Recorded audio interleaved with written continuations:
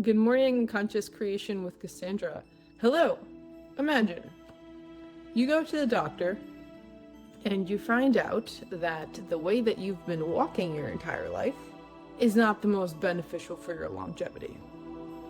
So your podiatrist tells you, hey, in order to fix this problem you got going in your back, you have to fix how you walk. You have to fix how your feet hit the ground. So he recommends certain shoes, he recommends certain tools and tips and tricks for you to change how you walk, but ultimately you need to change how you walk. So this might not be a relevant exercise to you guys. I'm not sure how often you practice walking differently than how you subconsciously walk, but it is a task, it is a challenge, it is something different than the norm, than what you're used to. So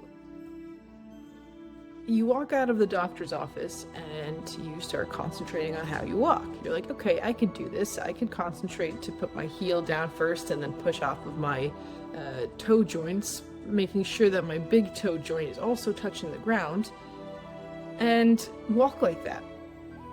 The first few days you practice this and you're conscious of walking correctly, or walking how you were instructed to for the longevity of your body. You practice said recommendation from the doctor for months and months.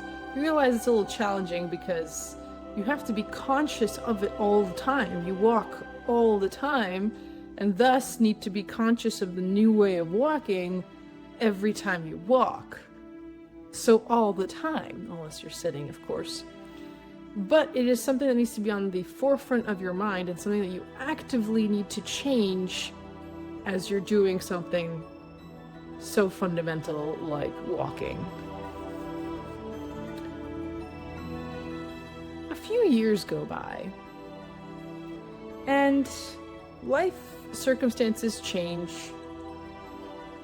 and for some reason you do not prioritize walking the correct way.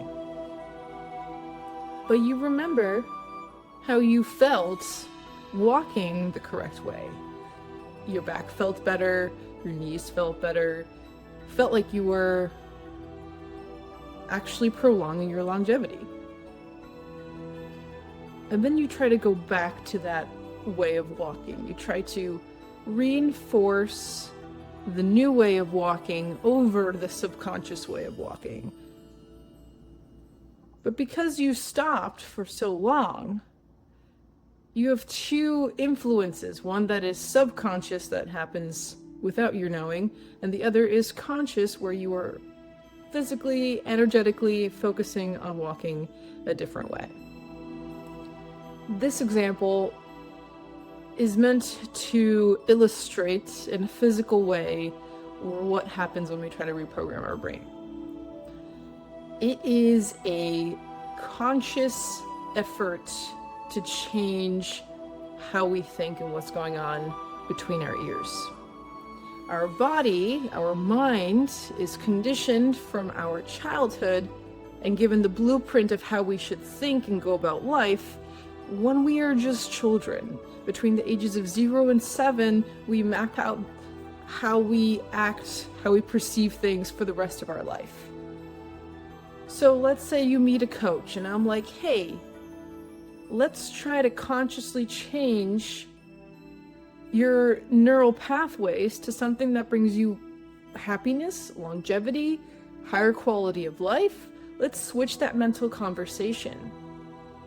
So I'm asking you to switch the subconscious norm for you, the walking that you've been doing your entire life, and I'm asking you to walk differently. I'm asking you to put conscious energy into thinking differently, into being aware of what your thoughts are doing, what kind of thoughts you're having, what's going on in your brain, what you're thinking about, and focus them on the positive.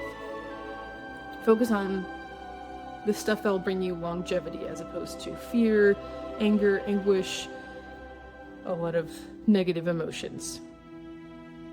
So let's say your blueprint from your childhood is not the most healthy, and you are trying to change to a foundation of happiness, of gratitude, of optimism, and for you that's new. So I'm asking you in a conscious effort to walk in a new way, to completely change the subconscious program.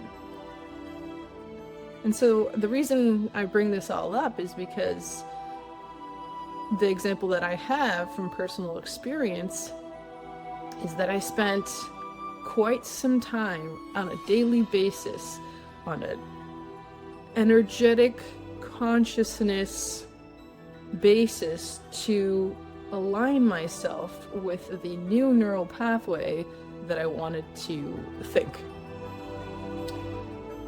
And I was doing it for a very long time. By a long time, I want to say like 2.5 years.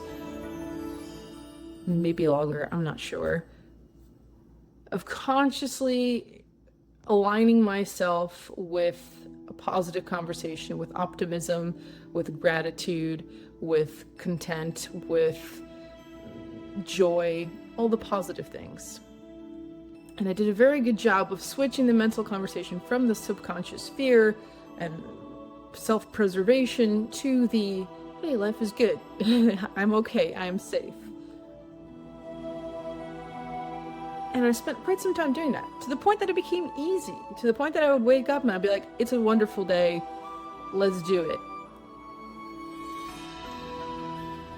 And I thought I got it. I thought that in that time, I have reprogrammed my brain to be in this new path, new neural brain path. Until life circumstances changed for me. I packed up all my things,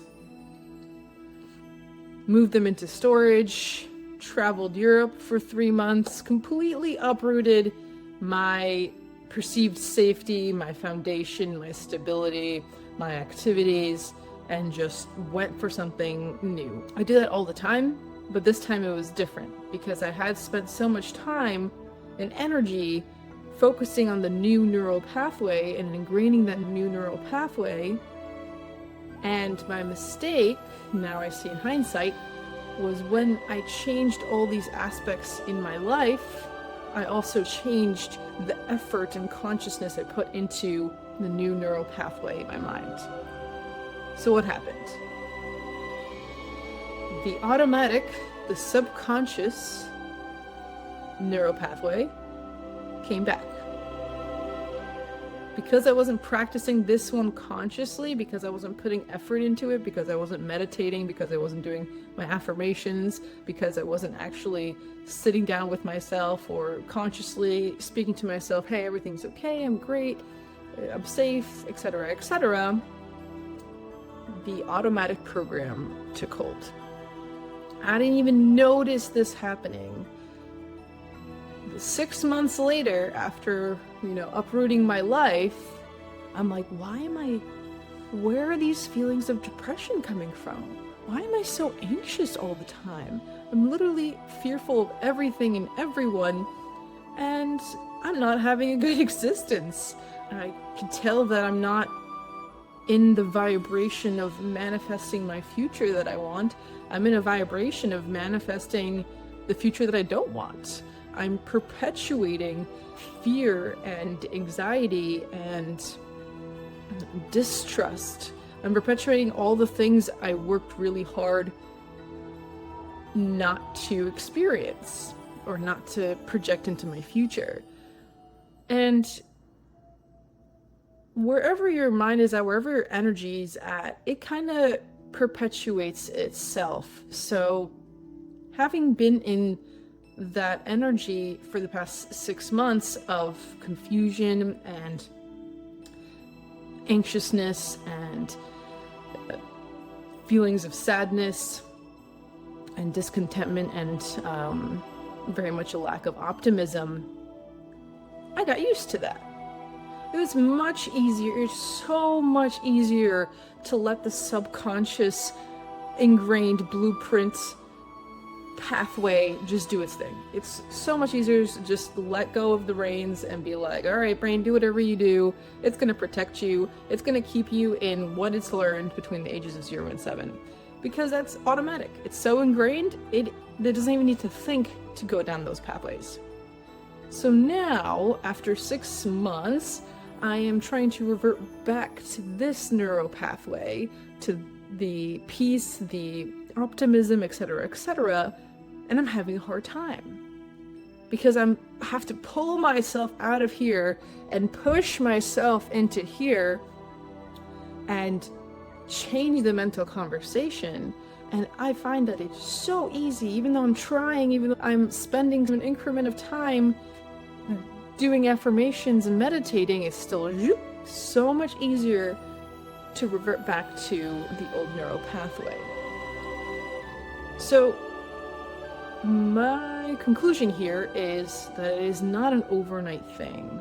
Even though our brains have plasticity, it doesn't mean that we try it for 5 months and expect to be fine for the rest of our future.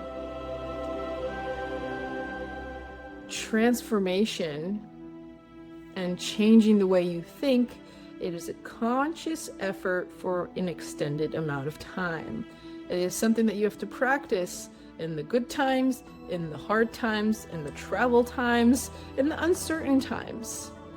It is a conversation you are having with yourself, your creator, constantly. Whenever you realize you're not conscious of your thoughts, you have to revert consciously back to the line of thinking that you want to have.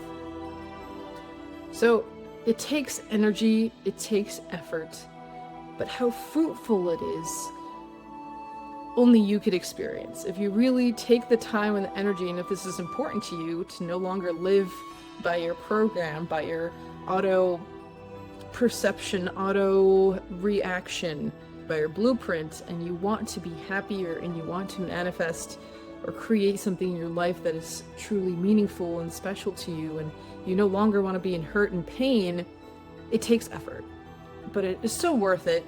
I mean, even in the few years that I was consciously practicing this, you live a different life, and it's so beautiful. But it takes conscious effort, consistency to do that. It's like changing how you walk. It's not something that you can say, I'm done, I figured it out.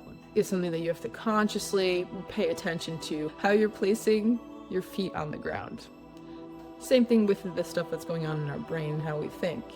We have to be aware of what thoughts we're having, and if they're over here or if they're over here. I hope that helps. Tips and Tricks is a playlist that will give you some guidance, some tips on how to switch over and what to concentrate on once you do switch over. All right, take care, everybody.